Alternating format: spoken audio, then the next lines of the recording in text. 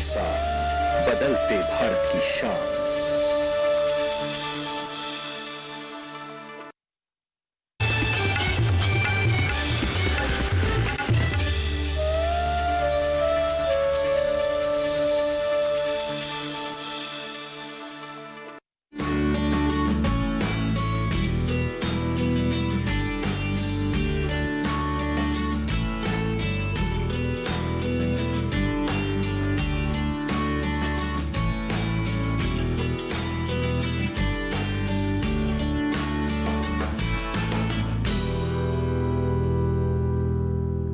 नमस्कार, स्वागत है आप सभी का चौपाल चर्चा के इस नए अंक में। मैं हूं अदिति शर्मा। किसान भाइयों बहनों, चौपाल चर्चा एक ऐसा कार्यक्रम जिसमें हम सरकार द्वारा चलाई जा रही विभिन्न सरकारी योजनाओं का जायजा लेते हैं। और आज आपको बता दें, कार्यक्रम में हम चर्चा करने वाले हैं कि कृषि अभियांत्रिकी को लेकर उत्तर प्रदेश सरकार द्वारा क्या क्या विभिन्न कार्य किए जा रहे हैं, योजनाएं चलाई जा रही हैं। तो हमारी चर्चा की हम शुरुआत करें उससे पहले आइए आपको दिखा देते हैं एक खास रिपोर्ट।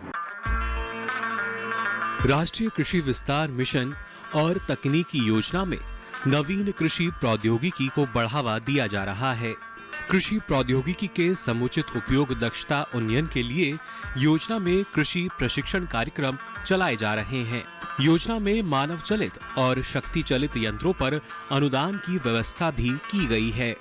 कृषि यंत्रीकरण को बढ़ावा देने के लिए कस्टम हायरिंग और फार्म मशीनरी बैंक योजना संचालित की जा रही है। फार्म मशीनरी बैंक योजना में लागत का 80% का अनुदान है। लाभार्थी का अधिकतम अनुदान 8 लाख रुपए तक सीमित है। कस्टम हायरिंग सेंटर स्थापना हेतु भी लागत का 80% का अनुदान है। कस्टम हायरिंग सेंटर स्थापना लागत की 35% राशि फसल अवशेष प्रबंधन यंत्रों के लिए दी जाएगी। तो अभी आपने देखी एक खास रिपोर्ट। आइए इसी के साथ हमारी चर्चा की हम शुरुआत कर लेते हैं और आपको बता दें, हमारे साथ इस वक्त हमारे किसान भाई मौजूद हैं, साथ ही साथ हमारे विशेषज्ञ भी मौजूद हैं चर्चा करने के लिए। तो आइए सबसे पहले हमारे विशेषज्ञों का परिचय करवा देते हैं। हमारे साथ मौजूद हैं डॉक्टर नफीस अहमद, जो वरिष्ठ वैज्ञानिक हैं कृषि प्रसार पूसा, नई दिल्ली में। साथ ही साथ हमारे साथ मनीष कुमार जी भी मौजूद हैं, जो सहायक विकास अधिकारी हैं कृषि विभाग उत्तर प्रदेश में। तो आप सभी का कार्यक्रम में बहुत बहुत स्वागत है। तो आइए हम चर्चा की यहाँ पर शुरुआत कर लेते हैं। कृषि मशीनीकरण जो है वो एक बहुत ही ऐसा विषय है, एक ऐसा क्षेत्र है खेती का जो बहुत समय तक जिसको एक तरह से उपेक्षा की गई है इसकी। और लेकिन इसमें जो है इसकी पोटेंशियल बहुत है। इसमें इसको खेती को बहुत आगे ले जाने की, खेती को बहुत आधुनिक बनाने की, खेती को सरल बनाने की इसमें बहुत क्षमता है। तो इन चीज़ों को देखते हुए आज के समय में हमारी सरकारों ने, चाहे वो प्रदेश की सरकारें हों या केंद्र की सरकार हों, उन्होंने खेती में अधिक से अधिक यंत्रीकरण एवं मशीनीकरण को बढ़ावा देने के लिए अनेकानेक स्कीमें भी आज के समय में लाई हुई हैं, जिससे कि किसानों को उसका भरपूर लाभ मिले। जी, तो आधुनिक खेती हमारे किसान अपना सके और उन्हें खेती किसानी के कार्य करने में सहूलियत मिल सके, इसके लिए अभियांत्रिकी बेहद ज़रूरी हो गया है, मशीनीकरण बहुत ज़रूरी हो गया है और इस दिशा में सरकार भी हमारे किसानों की मदद कर रही है। मशीनीकरण से अनेक फ़ायदे होते हैं। सबसे बड़ी बात है किसान को कम समय में सारे व्यवस्था हो जाती है। चाहे उससे मशीनीकरण से बुवाई का समय हो तो वो लेट नहीं होती है, जुताई का समय हो वो लेट नहीं होता है, सिंचाई का समय हो वो लेट नहीं होता है और किसान को सुविधा होती है। तो देखिए, मशीनीकरण हमारे किसानों के लिए काफ़ी फ़ायदेमंद साबित हो सकती है और हमारे किसानों को काफ़ी सहूलियत मिलती है खेती किसानी के कार्य करने में। हमारे साथ यहाँ पर बहुत सारे किसान भाई मौजूद हैं, उनकी क्या राय है उनसे ही जान लेते हैं खुद क्या कहना चाहेंगे वो कृषि अभियांत्रिकी के बारे में। सर, मैं ये कहूँगा जो ये कृषि यंत्रीकरण है इसमें गवर्नमेंट की अनेक योजनाएँ चलाई जा रही हैं और लगभग 40% से और 80% तक सब्सिडी दी जाती है। उत्तर प्रदेश सरकार के द्वारा भी जो अभी विभिन्न योजनाएं चलाई जा रही हैं उसमें कस्टम हायरिंग से सेंटर के लिए भी कृषि यंत्रीकरण का है। तो मैं ये चाहता हूं कि ये जो छोटे छोटे किसानों के लिए जो यंत्र खरीदना चाहते हैं, जो छोटे किसान हैं, बड़े किसान तो ले सकते हैं, उनकी तो कैपेसिटी है कि वो इतना महंगा यंत्र खरीद सकते हैं, लेकिन छोटे किसानों को भी अगर इस तरीके से छूट पे अलग से कोई ऐसी स्कीम हो तो मैं उसकी जानकारी करना चाहूँगा।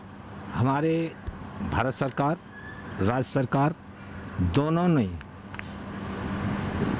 ने काफ़ी अनुदान पे, यंत्रीकरण पे काफ़ी अनुदान दिया है।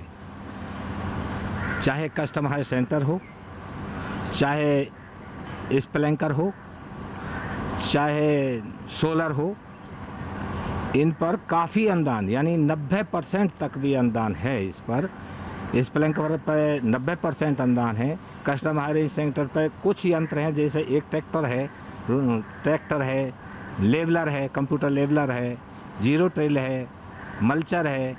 इन पर 40-40 और 70% तक का भी, कोई यंत्र 70 का, कोई 40 का ही है, कोई 40 से 70 तक। हाँ, मतलब इन पे अनुदान है। यानी कि इसका प्रोजेक्ट, कस्टम हायर सेंटर का प्रोजेक्ट लगभग 17 लाख रुपए का है।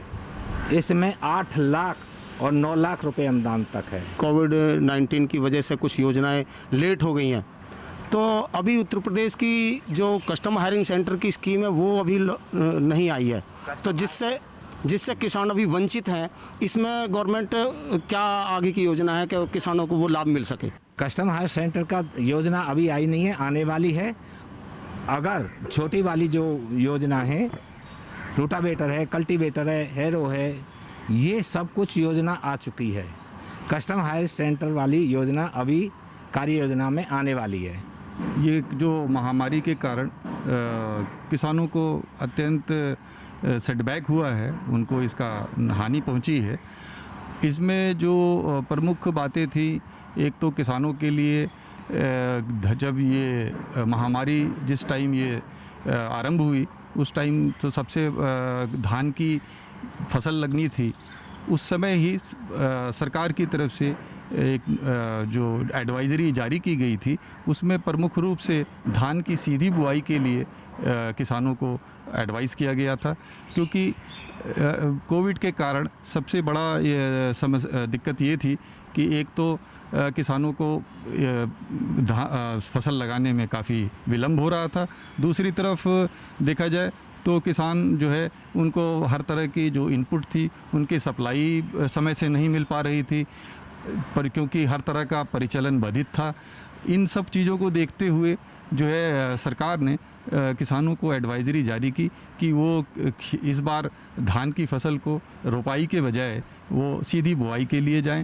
तो कोविड-19 की महामारी के समय में भी हमारे किसान बिल्कुल रुके नहीं हैं। सरकार उनकी मदद कर रही थी और लगातार उनकी एडवाइजरी का पालन करते हुए हमारे किसान आगे बढ़ते रहे हैं, और उम्मीद करते हैं ऐसे ही हमारे किसान और सरकार मिलकर आगे कृषि के क्षेत्र में उन्नति ज़रूर करते रहेंगे। और हम भी हमारी चर्चा को आगे बढ़ाएंगे, लेकिन फिलहाल रुकेंगे एक छोटे से ब्रेक के लिए। आप कहीं मत जाइए, देखते रहिए हमारा कार्यक्रम चौपाल चर्चा और बने रहिए दूरदर्शन किसान पर।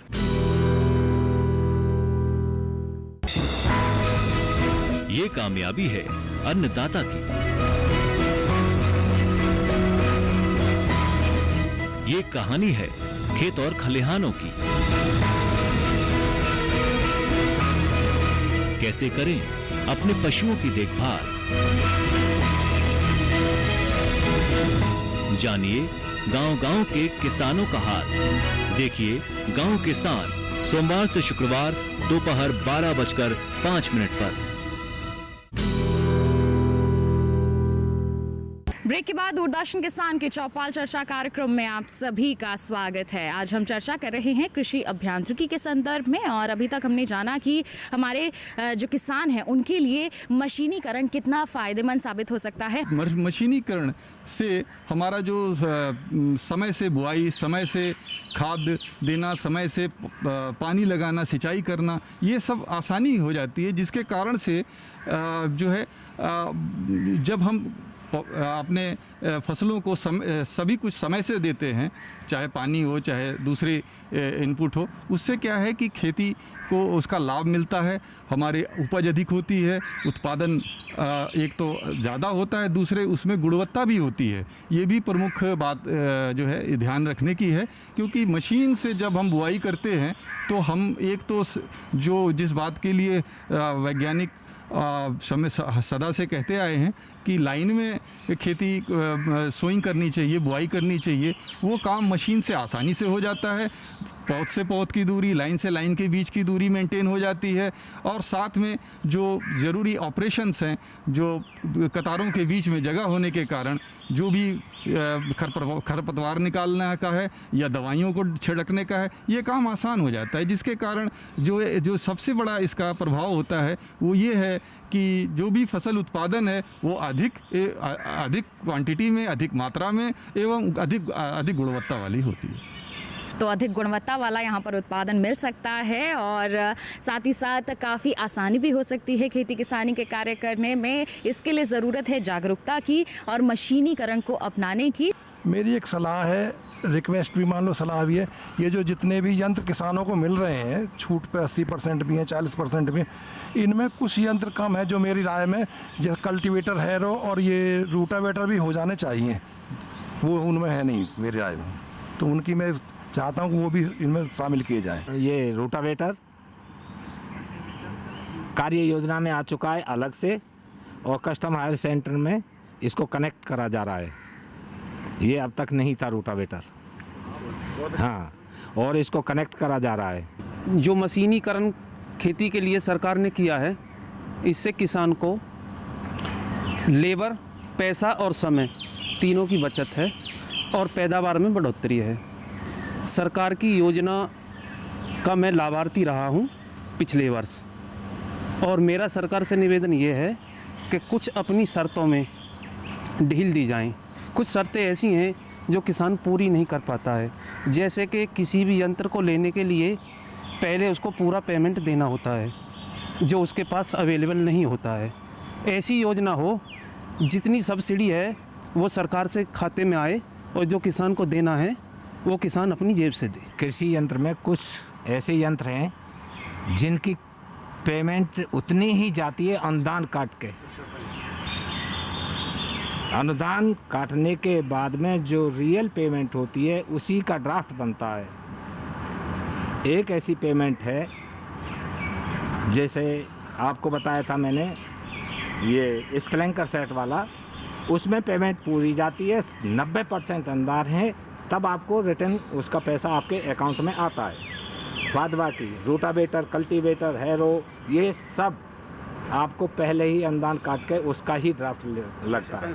बैंक के थ्रू आपको ये 2 कैटेगरी का CSC है, कस्टम हायर सेंटर, दो कैटेगरी हैं, एक तो 12 लाख की है, एक 17 लाख की है। इसमें आपको बैंक के द्वारा लोनिंग करानी होती है। जो आपका अनुदान है वो लोन जो जिस बैंक से लिया है, सारे डॉक्यूमेंट्स, सारे यंत्र खरीदने के बाद ट्रैक्टर सहित वो जो अनुदान राशि है उसका चेक आपके बैंक अकाउंट में जिससे लोन लिया उसमें जमा कर दी जाती है। अब ये विषय ऐसा है कि इसमें किसान खुद ये बता रहे हैं, उनकी जो बातें किसान यहाँ बैठ करके उनसे पता चलती हैं कि वो चाहते हैं कि जो भी अनुदान की राशि है उसके अतिरिक्त जो भी उन जो कॉस्ट बनती है यंत्र की, उन्हें वही सिर्फ देना पड़े। और जो है जो ये तो हम मेरी समझ से मैं तो यही सलाह देना चाहूँगा कि सरकार को भी थोड़ा सा इस पे अगर विचार करें कि जो किसानों को आसानी हो जाए इसमें, बजाय कि जो है किसान पहले उसकी पूरी कास्ट को जो है वो बियर करे, उसको लगाने के बजाय अगर किसान को केवल और केवल जो राशि शेष रह जाती है अनुदान के बाद, केवल उसी पे उसको ही देने का हो, ना कि उसको कई बार अनुदान का इंतज़ार करना पड़ता है, वेट करना पड़ता है, कि अनुदान जब आएगा तो उसके हिसाब से उसे सिर्फ इतना ही होना चाहिए। किसान के पास किसान की क्षमता बहुत कम होती है, हम सभी जानते हैं। तो मैं तो ये कहता हूँ कि मेरा तो यही सोचना है कि हमारी सरकारें जो ज़रूर इस पे विचार करेंगी कि उनके लिए ये आसानी बन जाए और उन्हें अनुदान की राशि बाद में आएगी, तब तक उनको अपना पैसा लगाना पड़ेगा। वैसी स्थिति ना आ पाए और कम से कम पैसे जो लागत है वो उनको अदा कर दें। तो मैं ऐसा समझता हूँ कि ये जी, तो हम उम्मीद करते हैं हमारे किसानों की जो ये समस्या आ रही है, उजागर हो रही है कि पहले उन्हें पूरी खरीद की पैसे जमा करने पड़ते हैं, उसके बाद अनुदान राशि आती है। और हमारे कार्यक्रम के माध्यम से आला अधिकारियों तक भी ये बात पहुँचे और हमारे विशेषज्ञ भी ये प्रस्ताव लेकर ज़रूर आला अधिकारियों के पास जाएँ कि अगर ये सहूलियत हमारे किसानों को और दे दी जाए तो हमारे जो छोटे और मझोले भी किसान हैं वो भी आसानी से यंत्रों का इस्तेमाल कर पाएंगे और हताश नहीं होंगे, खेती किसानी के कार्य बहुत ही आसानी से कर पाएंगे और आधुनिक खेती को भी अपना पाएंगे। बिल्कुल इसी तरह की चर्चा को हम आगे भी जारी रखेंगे, लेकिन एक छोटे से ब्रेक के बाद कहीं मत जाइए, देखते रहिए हमारा कार्यक्रम चौपाल चर्चा और बने रहिए दूरदर्शन किसान पर।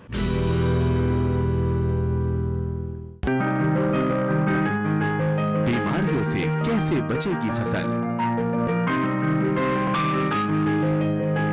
मवेशियों की मुश्किलों का क्या है हल, कहां से लाए बीज, कितनी लगेगी खाद, किसानों के हर फोन का विशेषज्ञ देंगे जवाब। देखिए हेलो किसान लाइव सोमवार से शुक्रवार शाम 6 बजे।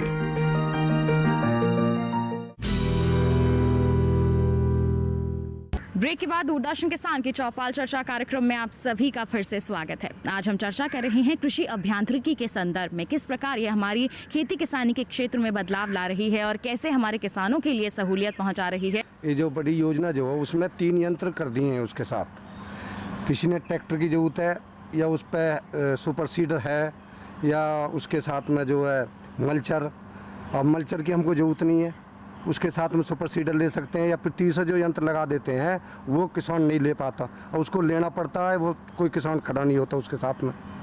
इसके लिए जो तो किसान की जो इच्छा के अनुसार यंत्र मिले तो वो ही इसमें अपनी राय दूंगा, वही अच्छा।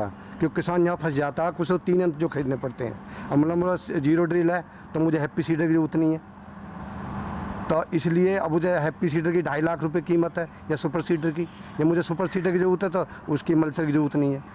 हो सकता है कि ये जो अभी कुछ समस्या खड़ी हो रही है, जैसे वो पहले से ही 0 सीड ड्रिल है और आपको फिर से हैप्पी सीडर लेना पड़ रहा है, तो वो औचित्य नहीं है उसका। तो किसानों को वही यंत्र जो है वो स्कीम के तहत मिलें जिनकी उनको आवश्यकता है।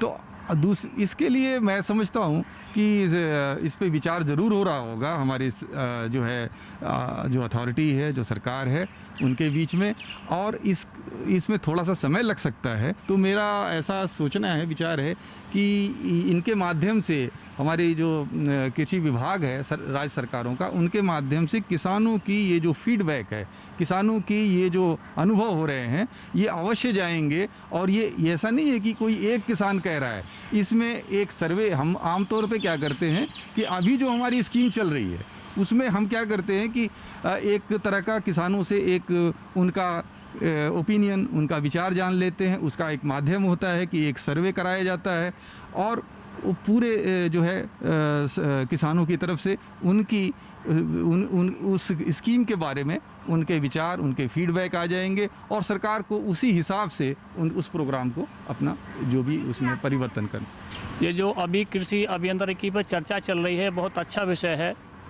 किसान को कृषि अभियांत्रिकी से बहुत मदद मिलती है। बहुत थोड़े पैसे में और कम समय में किसान के सारे कार्य पूरे हो जाते हैं। तो इसको लेकर के जो बात चल रही है कि जिस किसान को जिस मशीन की आवश्यकता है, जिसको नीड है कि भाई मुझको ये यंत्र चाहिए और जो सरकार ने लगा रखा है कि भाई ये लेने ज़रूरी हैं, यदि उनके पास होता है पहले से ये, तो उस यंत्र को लेने का प्रावधान नहीं रखना चाहिए। उसको दूसरा यंत्र की आवश्यकता तो उसको उसमें जोड़ देना चाहिए। और ये जो विषय चल रहा है कि किसान के लिए सब्सिडी बाद में आती है, कभी कभी बड़ी दिक्कत हो जाती है, नहीं भी आ पाती है। किसान के लिए होता क्या है कि एक बोरा खाद की आवश्यकता पड़े तो वो जुगाड़ करता है। किसान के पास धन कहाँ से आया, क्योंकि किसान सेठ तो होता नहीं, वो इंतजाम जैसे तैसे कर पाता। यदि सब्सिडी अनुदान धनराशि है किसान को पहले ही मिल जाए, या उसको काट करके किसान को वो पेमेंट देना पड़े, तो किसानों के लिए इजी हो जाएगा। इससे मशीनीकरण में किसानों के लिए बहुत इजाफा होगा। तो देखिए, योजनाएं तो काफ़ी चलाई जा रही हैं, सरकार की तरफ से कदम भी उठाए जा रहे हैं किसानों को और भी ज़्यादा मदद प्रदान करने के लिए, लेकिन किसानों के बीच में भी कुछ समस्याएं आ जाती हैं। जैसे अनुदान राशि अगर पहले मिल जाए तो वो काफ़ी फ़ायदेमंद हो सकता है, और साथ ही जो मशीनें किसानों के पास पहले से ही हैं, अगर दोबारा से उन्हें ही खरीदने के लिए ना कहा जाए तो ये भी काफ़ी अच्छा हो सकता है, क्योंकि अन्य मशीनों को अगर दिया जाएगा तो वो अच्छा रहेगा। सरकारें इस स्कीम के माध्यम से अनुदान की राशि देती ही हैं, इसमें भी कोई दो राय नहीं है, और किसानों को इसका लाभ भी मिल रहा है। इसको खेती जो है, इसके माध्यम से खेती हमारी काफ़ी उन्नत कर रही है। लेकिन ये विषय बहुत गंभीर नहीं है, लेकिन सरकार, मैं ऐसा समझता हूँ कि इस पे सरकार ज़रूर विचार कर रही है। और इसमें एक ही बात है कि जैसे जो किसान को अनुदान बाद में आता है, और किसान जो है वो पहले से ही हैंड टू माउथ होता है, किसान अपना जो उत्पादन है उसको भी वो ज़्यादा समय तक अपने पास रोक के नहीं रख सकता। इसी कारण उसे जो है मार्केट में कम जो है अपने उत्पाद का कम मूल्य लेने को विवश होता है। तो ऐसे इन सभी इन बातों को मद्देनज़र रखते हुए हमारी सरकारों को विचार कर रही हैं कि इस पे हम क्या कर सकते हैं। देखिए, इसमें एक बड़ा छोटा सा विषय है ये, यदि जो वित्तीय संस्थाएं हैं, चाहे बैंक है, जिनके माध्यम से किसानों को ये लेन देन करनी पड़ती है, यदि हमारी सरकारें वित्तीय संस्थानों या बैंकों के साथ ही इस तरह का पहले से अरेंजमेंट कर लेंगी तो इसमें कोई बड़ी चीज़ नहीं है। उनके साथ अरेंजमेंट कर लें जिससे कि वो पैसा जो किसान को अनुदान और लागत का पूरा देना पड़ता है पहले बार में, उसमें उन संस्थाओं के साथ एक अरेंजमेंट करने पे सरकारें जब कर लेंगी ऐसा अरेंजमेंट बैंकों के साथ, तो उन्हें इन चीज़ों के साथ इस तरह की मजबूरी नहीं उठानी पड़े। जी, इसके साथ ही मैं अंतिम टिप्पणी मनीष जी से भी लेना चाहूँगी। आप क्या कहना चाहेंगे इस संदर्भ में, और साथ ही कृषि अभियांत्रिकी के संदर्भ में हमारे किसानों को क्या संदेश देना चाहेंगे? मैं अपने किसान भाइयों से इस संबंध में एक ही आग्रह करूँगा, प्रोसीजर जो आपने बताया किसी के पास पूरा नहीं है पैसा, अच्छी बात है, लेकिन इस पर भी विचार चल रहा है। कुछ कर दिए गए हैं, कुछ करने का अनुमान है कि हो जाएगा, ये मेरा अनुमान है। और एक बहुत ही अच्छे तरीक़ा से हमारे डायरेक्टर साहब ने कहा था कि किसान को छोटे समय में अधिक से अधिक लाभ, चाहे यंत्रीकरण से दें, चाहे डायरेक्ट अनुदान दें, ऐसी योजना लाने का विचार बन गया है। तो देखिए, कोई भी अगर योजना की शुरुआत की जाती है, जैसे जैसे समय बीतता जाता है, किसानों के अनुभव आला अधिकारियों तक पहुंचते हैं, जैसे हम हमारे कार्यक्रम के माध्यम से भी पहुंचाते हैं, उसमें भी बदलाव किए जाते हैं समय रहते हुए, और ताकि हमारे किसानों को और भी ज़्यादा फ़ायदा मिल सके और उस योजना को पूर्ण रूप से कारगर बनाया जा सके। और कृषि अभियांत्रिकी के संदर्भ में अगर हम कहते हैं तो हमारे किसानों को भी कुछ समस्याएं यहाँ पर हैं जिनका समाधान ज़रूर पहुँचाया जाएगा। जैसे हमारे कार्यक्रम के माध्यम से विशेषज्ञों का भी कहना है कि वो आला अधिकारियों तक प्रस्ताव ज़रूर पहुँचाएंगे, और बैठकें भी की जा रही हैं। तो हम उम्मीद करते हैं कि पूर्ण रूप से ये योजना हमारे किसानों के लिए आगे चलकर बहुत ही ज़्यादा फ़ायदेमंद साबित होगी। लेकिन साथ ही किसानों को भी जागरूक होना है, सरकार के साथ कदम से कदम मिलाकर आगे बढ़ना है। तो आज के लिए बस इतना ही। अगले अंक में हम एक नई योजना पर चर्चा करेंगे। तब तक के लिए हमें दीजिए इजाज़त। आप बने रहिए दूरदर्शन किसान पर। नमस्कार।